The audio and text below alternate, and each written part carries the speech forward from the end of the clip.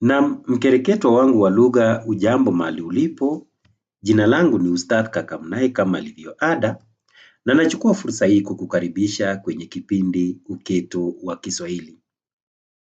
Kwa heshima na taadhima, ningeomba kwamba uweze kusubscribe kwenye kipindi hiki Uketo wa Kiswahili. Uketo ni nini? Tufahamu kwamba uketo ni undani, ni ule undani wa kitu. Kwa hivyo na ndiposa tunasema uketo wa Kiswahili kuashiria kwamba ni undani wa Kiswahili. Kwa hivyo ningeomba kwamba uweze kusubscribe. Kumbuka kwamba mada zetu za awali tumekuwa tukiangalia tanzu na vipera mbalimbali vya fasihi simulizi. Tayari tumeangalia kipera cha malumbano ya utani, kipera cha ulumbi, kipera cha maapizo, na sasa tunaangazia kipera cha soga katika fasihi simulizi. Tayari pia tumekwisha angalia utanzu wa maigizo ambapo tulizungumzia kuhusu tanzu za maigizo kama vile mifiga, matambiko, ngomezi, ngoma, michezo ya jukwani, michezo ya watoto pamoja na vichekesho.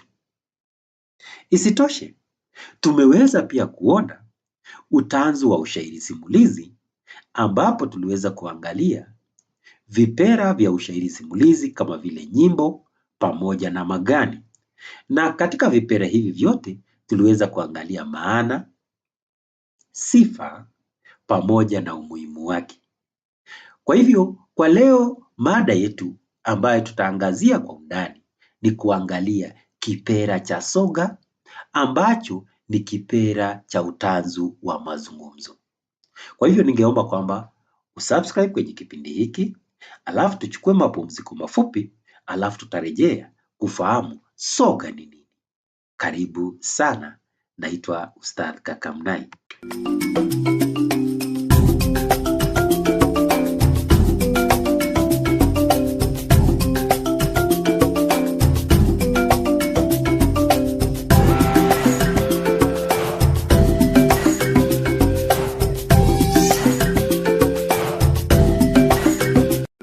Naam, karibu kwenye kipindi hiki, na kama nilivyotanguliza, leo tutaangalia soga, na katika kuangalia soga, soga ni kipera cha utanzu wa mazungumzo katika fasihi simulizi, kinachorejelea mazungumzo ya hiari kati ya watu wawili au zaidi, kuhusu masuala mbalimbali yanayohusu maisha ya kila siku.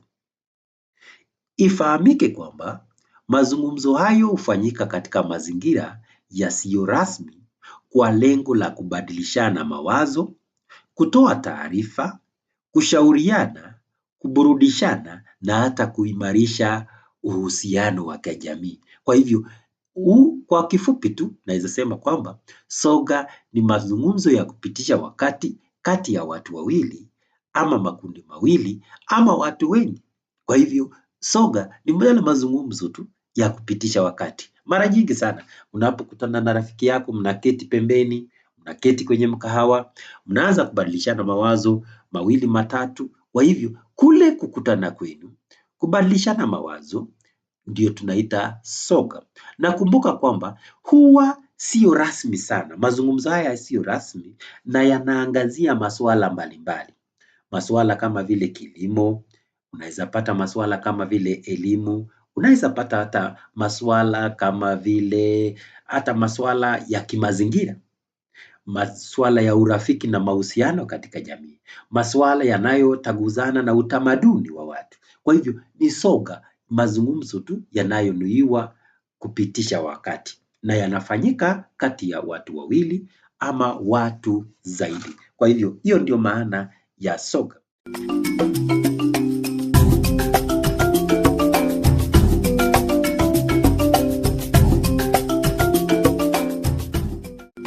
Naam, karibu kwenye awamu hii ya pili ya kipindi Uketo wa Kiswahili, na ningependa tuweze kuangalia sifa za soga.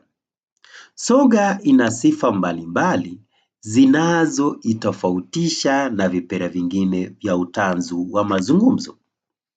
Jambo la kwanza ni kwamba soga hufanyika katika mazingira yasiyo rasmi.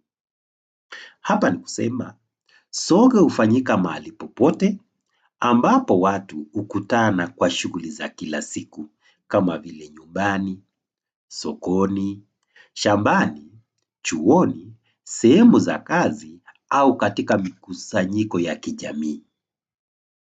Kwa hivyo sifa ya kwanza ni kwamba hufanyika katika mazingira yasiyo rasmi. Pili, soga pia hushirikisha watu wawili au zaidi. Kwa hivyo ili soga iwepo, lazima iwe na washiriki wasiopungua wawili wanaobadilishana mawazo kwa kupokezana. Kwa hivyo huwezi ukawa na soga ukiwa mtu mmoja, kwa sababu ili soga iweze kuwa soga, basi ni lazima watu wawili ama mazungumzo yafanyike kati ya watu wawili, kwa sababu hamna mazungumzo kati ya mtu mmoja. Endapo ni mtu mmoja, basi sio mazungumzo, ni kule nadhani ni mtu anajizungumzia, ni uzungumzi pweke. Kumbuka kwamba pia soga sifa yake ya tatu ni kwamba haina muundo maalum. Hapa tukieleza ni kusema tofauti na hotuba au mdahalo, soga haina utaratibu maalum wa kuzungumza. Mada inaweza kubadilika kulingana na mwelekeo wa mazungumzo. Kwa hivyo hakuna utaratibu, hakuna kusema kwamba huu ni utangulizi, ni mwili pamoja na hitimisho. Mada tu zinachipuka, zinaelezwa, mada nyingine ikija, basi mnayezungumzia mada hiyo nyingine. Kwa hivyo hakuna utaratibu, ndiposa tunasema haina muundo maalum. Soga pia hutumia lugha ya kawaida. Kwa hivyo mara nyingi ni kwamba washiriki hutumia lugha rahisi ya mazungumzo na inayoendana na kiwango cha uelewa wao. Lugha inaweza kuwa rasmi au isiyo rasmi kulingana na mazingira. Kwa hivyo hutumia lugha ya kawaida. Sifa nyingine ni kwamba soga huhusu masuala ya kila siku. Kwa hivyo mada za soga hujikita katika maisha ya kawaida kama vile familia, elimu, biashara, siasa, afya, michezo, kilimo, dini na maendeleo ya kijamii. Na sijui nina mtazamo kwamba siasa mara nyingi endapo ni wanaume huwa inachukua nafasi kubwa ya mdahalo wao. Kwa hivyo tunasema kwamba soga huhusu masuala ya kila siku. Soga pia huwapa washiriki nafasi sawa, kwamba kila mshiriki ana nafasi ya kuzungumza, ana nafasi ya kuuliza maswali, ana nafasi hata ya kutoa maoni yake bila ya kubaguliwa. Kwa hivyo japo siwezi kataa kwamba kuna wale ambao wanaongea zaidi kuliko wenzao, lakini huwa hakuna ubaguzi. Utachangia kwa hiari yako. Endapo mko watu zaidi ya mmoja ama watu wawili, mchango wako itaendana na mtazamo wako jinsi unavyotaka kuchangia kwenye mada. Sifa nyingine ni kwamba hutegemea muktadha wa kijamii. Maudhui na lugha ya soga huathiriwa na mazingira, mila, desturi na tamaduni za jamii husika. Soga pia sifa nyingine ni kwamba huambatana na lugha ya mwili. Mbali na maneno, washiriki hutumia ishara mbalimbali kama vile tabasamu, miondoko wa mikono na mikono, mikao ya mwili na mabadiliko ya sauti ili kusisitiza nini? Ili kuweza kusisitiza ujumbe. Soga pia inaweza kuwa ya kuelimisha au ya kuburudisha. Kwa hivyo soga inaweza kutoa maarifa mapya, ushauri na maonyo, au ikawa chanzo cha burudani kupitia ucheshi na visa mbalimbali. Kwenye soga pia tamathali za wasemi zinaweza tumika. Kwa hivyo katika soga hutumia methali, nahau, misemo kunradhi, tashbihi, mafumbo na semi nyingine zinazofanya mazungumzo yawe yenye mvuto na hata uzito wa kisanaa. Kwa hivyo hayo ni baadhi. Pia soga pia haina muda maalum.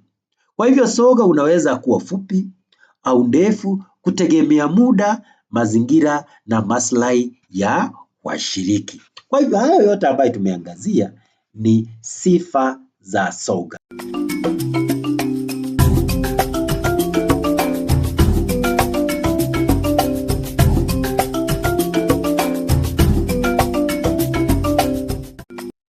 Naam, karibu kwenye awamu ya tatu ya kipindi hiki ambapo ningependa tuangalie umuhimu wa soga. Najua tayari tumeangalia sifa za soga na kwa sasa ningependa tuangalie umuhimu wa soga kama kipera cha utanzu wa mazungumzo katika fasihi simulizi. Kwanza, soga ina nafasi muhimu katika jamii kutokana na mchango wake katika mawasiliano, elimu na maendeleo ya kijamii. Sifa ya kwanza ni kwamba hukuza mawasiliano bora. Kwamba soga huwapa watu nafasi ya kueleza mawazo, hisia na mitazamo yao kwa uhuru, hivyo kuboresha mawasiliano katika jamii. Pili, soga huimarisha mshikamano wa kijamii. Kwamba kupitia soga watu hujenga urafiki, kuaminiana na ushirikiano, jambo linaloleta nini? Umoja na amani katika jamii. Soga pia huelimisha. Kwa sababu gani? Tunasema kupitia soga watu hupata maarifa kuhusu afya, elimu, biashara, kilimo, teknolojia na hata masuala mengine muhimu ya maendeleo. Kumbuka pia kwamba soga huhifadhi utamaduni. Soga ni njia mojawapo ya kuridhisha mila, desturi, maadili, historia na tamaduni kutoka kizazi kimoja hadi kingine. Soga pia huburudisha kama vipera vingine. Kwamba mazungumzo yenye ucheshi, visa na simulizi mbalimbali huwafanya washiriki kufurahia na kupunguza msongo wa mawazo. Soga pia hukuza matumizi ya lugha. Kwamba washiriki hujifunza msamiati mpya, matumizi sahihi ya lugha na hata tamathali za semi kupitia mazungumzo ya kila siku. Isitoshe, soga hukuza uwezo wa kufikiri. Kwamba soga huwafanya watu kuchambua hoja, kutathmini maoni ya wengine na kutoa suluhisho kwa changamoto mbalimbali. Soga pia hukuza maadili mema. Kwamba kupitia ushauri, maonyo na mifano inayotolewa wakati wa soga, jamii hujifunza maadili kama vile heshima, uaminifu, uwajibikaji na mshikamano. Soga hutatua migogoro. Kwamba soga hutoa nafasi ya wahusika kueleza hisia zao, kusikilizana na kufikia maelewano bila kutumia nguvu. Soga pia ni chanzo cha taarifa. Kwamba habari kuhusu matukio ya kijamii, kisiasa, kiuchumi na kitamaduni husambazwa kwa urahisi kupitia kwa nini? Kwa soga. Kwa hivyo mwanafunzi na mwanalugha, nadhani kwamba umefahamu kuhusu sifa za soga, maana ya soga na hata umuhimu wa soga kama kipera cha nini? Kama kipera cha utanzu wa mazungumzo. Ningeomba kwa heshima uweze kusubscribe kwenye kipindi hiki. Jina langu ni Ustadh Kakamnai na ni kipindi ni Uketo wa Kiswahili. Nawatakia usiku mwanana. Maulana awajalie hadi wakati mwingine tutakapokutana.